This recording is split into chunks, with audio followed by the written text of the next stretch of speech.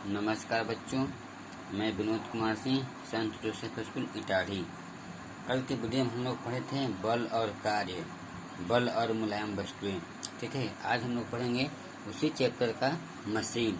ठीक है, मशीन क्या है, देखिए मशीन के बारे में पहले हम लोग जान लेते हैं। मशीन एक ऐसी युक्ति या साधन है, मशीन जो है एक ऐसी युक्ति या साधन है जिसके द्वारा, ठीक है, किसके द्वारा, जिसके द्वारा शारीरिक बल लगाकर अधिक कार्य किया जा सकता है। ठीक है, मशीन के द्वारा हम लोग क्या करते हैं, अधिक शारीरिक बल लगा करके अधिक कार्य कर सकते हैं। ठीक है, उसे हम मशीन कहते हैं। मशीन का परिभाषा आएगा तो हम लिख सकते हैं कि यह एक ऐसी युक्ति है, ऐसी युक्ति है, ठीक है, जिसके द्वारा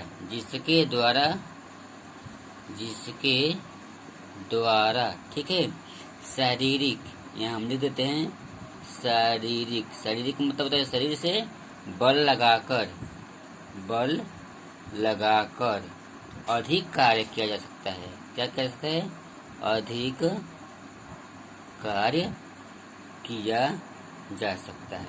ठीक है, किया जा सकता है, उसे हम क्या कहते हैं, मशीन कहते हैं। ठीक है, मशीन कहलाता है, परिभाषा बन जाएगा आपका ये। ठीक है, आगे चलते हैं। यह भी सत्य है, देखिए और क्या है कि निश्चित कार्य को करने के लिए निश्चित ही बल लगाना पड़ता है। ठीक है, निश्चित कार्य को करने के लिए निश्चित ही बल लगाना पड़ता है। उससे अगर हम बल कम लगा देंगे तो कार्य नहीं होगा। उससे अगर हम बल कम लगा देंगे तो कार्य नहीं होगा। जैसे कहने का मतलब, कोई वस्तु है, हमको 5 kg का वस्तु को उठाना है तो 5 kg के हिसाब से हमको बल लगाना है। अगर थोड़ा सा भी कम होगा तो 5 kg का जो वस्तु है हमसे उठ नहीं पाएगा। ठीक है, तो 5 kg के वस्तु को उठाने के लिए हम उससे कम बल नहीं लगाएंगे। ठीक है, अर्थात मशीन का उपयोग केवल लगने वाला, ठीक है, क्या बोलते हैं, मशीन का उपयोग केवल लगने वाले, ठीक है, शारीरिक बल को कम करता है। ठीक है, क्या करता है, मशीन का उपयोग केवल लगने वाले शारीरिक बल को कम करता है। ठीक है, अधिकतर कार्य आजकल हम लोग देखते हैं कि अधिकतर कार्य मशीन से ही किया जाता है। ठीक है, यह मशीन जटिल से जटिल तथा कठिन से कठिन कार्यों को भी क्या करता है, आसानी से कर देता है। मशीन जो है, हम लोग देखते हैं कि कोई भी काम कठिन होता है तो क्या करता है, मशीन जल्दी से कर देता है और आसानी से कर देता है। मशीनों से कार्य करने के लिए कम बल लगाना पड़ता है। क्या करना पड़ता है, कम बल लगाना पड़ता है। ठीक है, इस प्रकार शारीरिक श्रम बचाने के लिए मशीन सबसे अच्छी उपयोगी युक्ति है। शारीरिक श्रम मतलब होता है, शारीरिक श्रम मतलब बल होता है, बचाने के लिए मशीन क्या है, सबसे अच्छा और सबसे अच्छी युक्तियां हैं। मशीनें तो बहुत जटिल भी होती हैं, कुछ मशीनें ऐसी होती हैं, वो क्या होती हैं, जटिल भी होती हैं, किंतु कोई भी जटिल से जटिल मशीन क्या होती है, 6 प्रकार की सरल मशीनों से मिलकर ही बनती है। ठीक है, कितने प्रकार से, 6 प्रकार, यहाँ लिख देते हैं हम, 6 प्रकार के सरल मशीनों से मिलकर ही बनती है।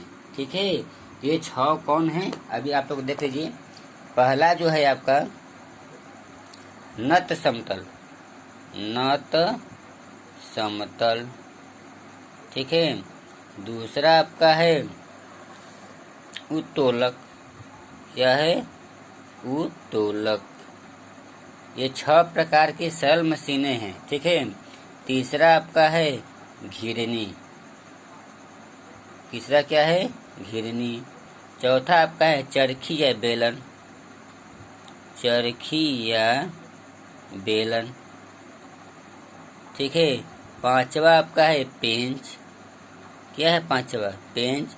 और छठवा आपका है फन्नी।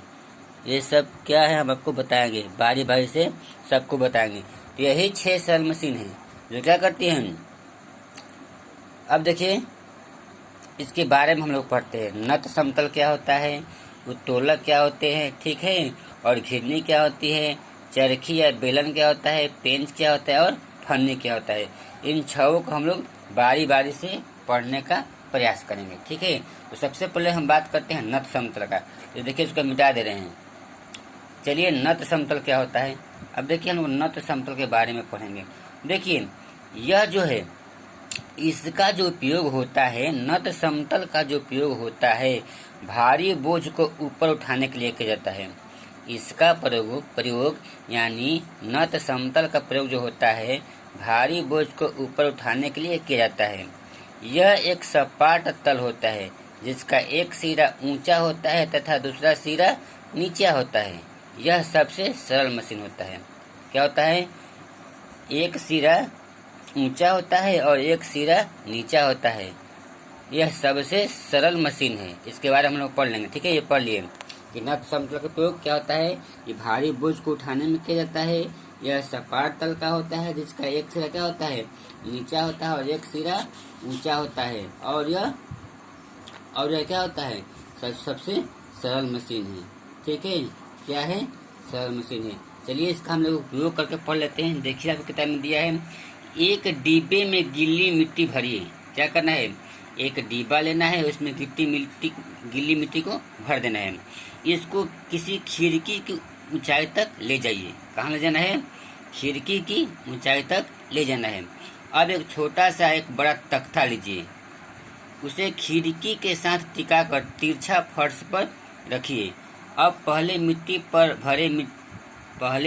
भरे डिब्बे को छोटे तख्त पर लुढ़का दीजिए और लुढ़का कर खिड़की की ऊंचाई तक ले जाइए, ठीक है। ले जाने के बाद क्या आप डिब्बे को उसकी ऊंचाई तक ले जाने में कोई अंतर अनुभव करते हैं। अब बड़े तख्त पर उसे डिब्बे को ऊपर की ओर लुढ़का कर खिड़की तक ले जाइए। आपने अनुभव को लिखिए, किस बात तुमको डिब्बे को ऊपर की ओर उठाने में सबसे कम तथा किस बार सबसे अधिक परिश्रम करना पड़ता है, ठीक है। सबसे कम बल किस बार लगाना पड़ता है, ऊपर की ओर या नीचे की ओर। तो देखते हैं कि बिना तख्त के सबसे अधिक परिश्रम बल लगाना पड़ता है। जिसमें तख्त नहीं होता है क्या होता है, उसमें सबसे अधिक बल लगाना पड़ता है, ठीक है। छोटे तख्त पर डिब्बे को उठाने में अपेक्षाकृत क्या होता है, कम बल लगाना पड़ता है। फर्श से खिड़की तक की दूरी भी क्या होती है, अधिक होती है। देखिए आपकी किताब में फिगर दिया है, ये नीचे वाला फर्श है और ऊपर वाला है। बड़े तख्तों पर दूसरी सबसे अधिक थी तथा बल सबसे कम लगा। दूसरी सबसे अधिक थी लेकिन बल क्या लगा, कम लगा। इससे यह स्पष्ट होता है कि दूरी बढ़ाने से कार्य करने में समय अधिक लगता है।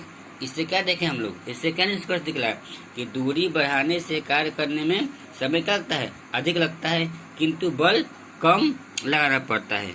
इस प्रकार तिरछा रखा हुआ तख्त एक सबसे सरल मशीन है। देखिए अब किताब में दिया है, तिरछा रखा हुआ तख्त एक सबसे सरल मशीन है। इसे हम नत समतल कहते हैं, ठीक है। क्या कहते हैं, नत समतल कहते हैं। ये था आपका नत समतल। अब हम चलेंगे उत्तोलक। अगला टॉपिक हमारा है क्या, उत्तोलक। देखिए इसको मिटा देते हैं। अगला है आपका उत्तोलक। दूसरा टॉपिक है उत्तोलक, ठीक है। तो ये हम कल के वीडियो में पढ़ेंगे, ठीक है। तो आज की वीडियो में इतना ही। धन्यवाद।